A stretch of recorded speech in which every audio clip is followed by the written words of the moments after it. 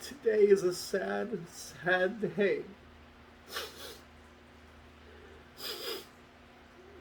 Today, I cut my last little buddy.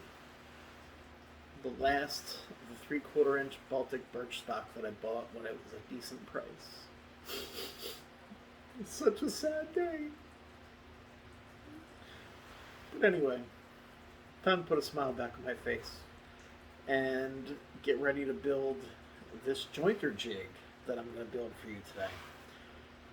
I've lasted a while in the shop here without a jointer or a jointer jig, and I finally got to give in and do it. I need a little bit more perfection in those cuts. I did a glue up last night that I wasn't happy with, and it was just a little off, but it was a little off in a way that just irritated me. And not being so perfect was making me pissed off. So, it's time to get more positive. So stick with me and I'll show you how I'm going to do it.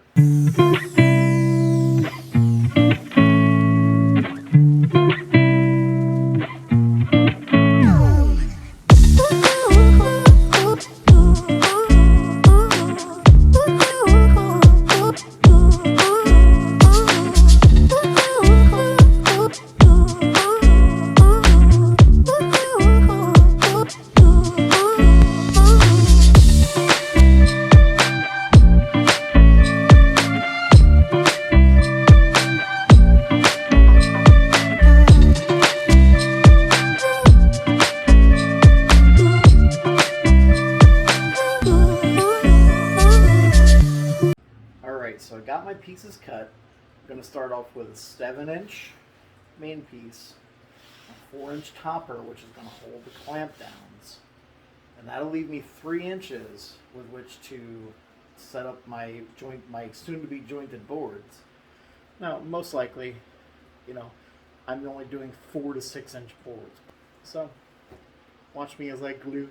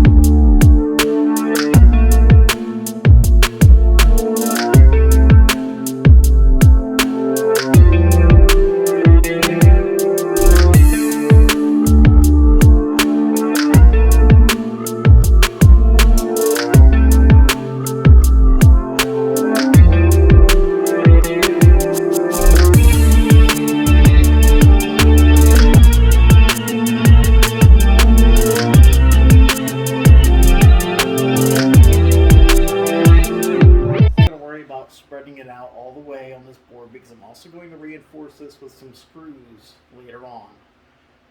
So I'm going to put this on and clamp it up real quick.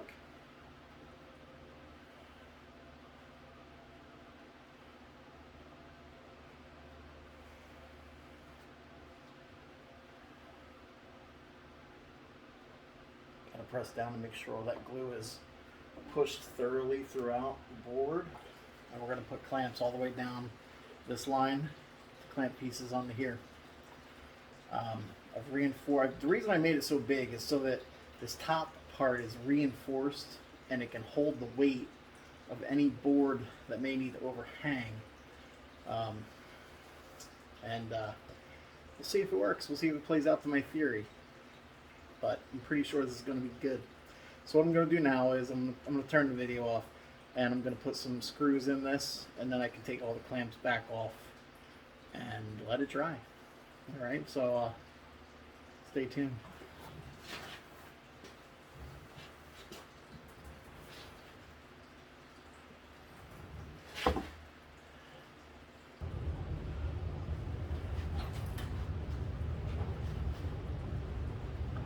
So there you have it.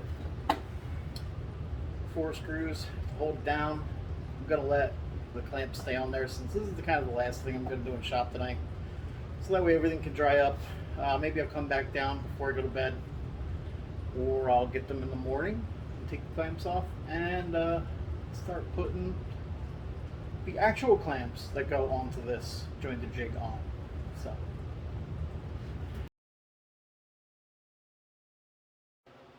So I took a couple steps since you saw it last time, and I kind of finished it without the video, but my phone was dead and I had no other way to do it because the cord doesn't go all the way to the holder arm, and well, you know, things happen.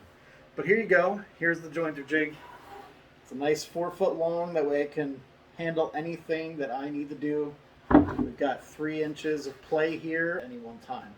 So, you know, on the route to perfection in cutting. So you can see the jointer jig set up. And what I've done is I've went to each one of these little holders, clamps, and I've had to adjust the 2 nuts perfectly on each one to make sure they support the same height wood, which in my case 95% of the time is going to be 3/4 inch, and that's what it's also going to be today. So I've got, you know, my 10 millimeter socket to go on the nuts, and today I was just using a little adjustable wrench on the other side because I don't remember where I put my wrenches right now. They never made it down here to the basement from the old shop in the garage, and yeah, we'll find them eventually. So anyway, so yeah, so you can see how it works. I've got a 3/4 inch piece of mahogany here, and this is what I'm going to cut today because I need to make a few little pieces out of it for this bath caddy I've been working on. So what I'm going to do is I'm going to put this at the bottom of the jig, because this side is going to be the side that goes into the table saw. And that way I have more room up there to steady it before I send this through. Because as you can see, there's only one more clamp down here at the end. So I'm going to clamp this one down here with these 3. And I already know this is even, because I've already done this once before I started the video. So I'm going to clamp these 3 down. And as you can see, you know, I can pull on this and it ain't going nowhere. Try on this side. Yeah, it ain't going nowhere. Just these 3 little clamps put a lot of pressure in, as long as you have them tightened perfectly even. That's the key. All right. This is going to be set up. That's how we're going to run it through. I hope you like my little 0 clearance insert there I just made last night in preparation for this cut, because I want to have this as straight as possible. And we've got that one last clamp down here at the end, and this is going to go through. I've got to raise the blade still, but at least now you can see the thought process behind this in putting more weight at the front, so that way as I glide it across the blade, it should stay nice and even with weight and pressure being put towards the fence. All right, so we'll put that through next.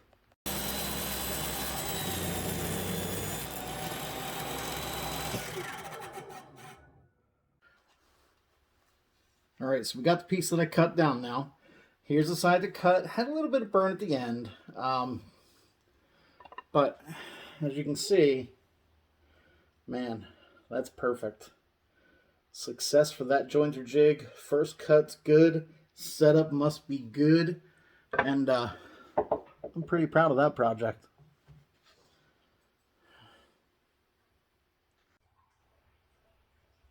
So this project is a success. We have a jointer jig that takes any lumber and transforms one side perfectly square, which we can then put against the fence of our table saw to make the other side perfectly square. So this is all en route to getting perfectly square cuts. Jigs are much more inexpensive than buying new equipment, and until I can get to the point where I need new equipment, this jig is going to do just great. I mean, these clamps were, I think, only like $2 each, and you know, this piece of wood was that last piece of Baltic birch that I had sitting around that I talked about being so sad about. Okay, don't bring it up again. I don't need to cry anymore about it. I've done it enough. I just need to let it go. And at least every time I use the jointer jig, I can remember that nice purchase of Baltic birch and how inexpensive it was. And hopefully someday prices will go back down to that. And then it won't be so sad to look at my jointer jig.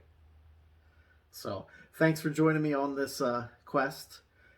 If you haven't already, please click that subscribe button and like the video, and that way you'll be seeing all the new videos that come out from Cloudy Day Woodworking. And I hope you enjoy the pro tips also along the way. So thank you again, and have a great day.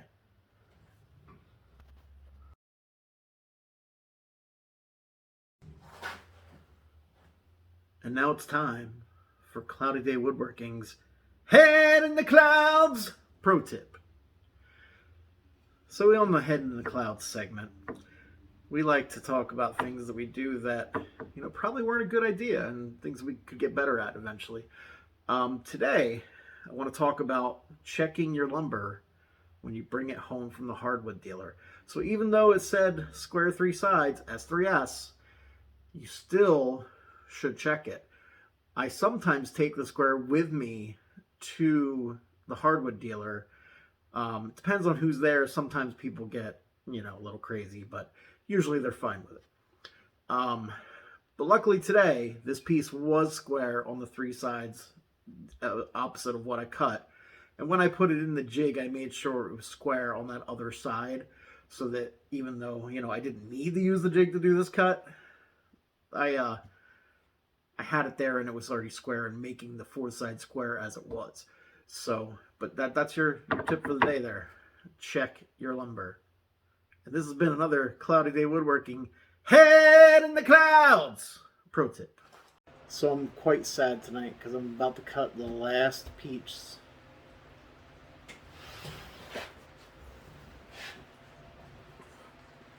Hi, this is Jeff from Cloudy Day Woodworking, and coming to you a little bit sad tonight because, as you can see below, I'm about to use the last piece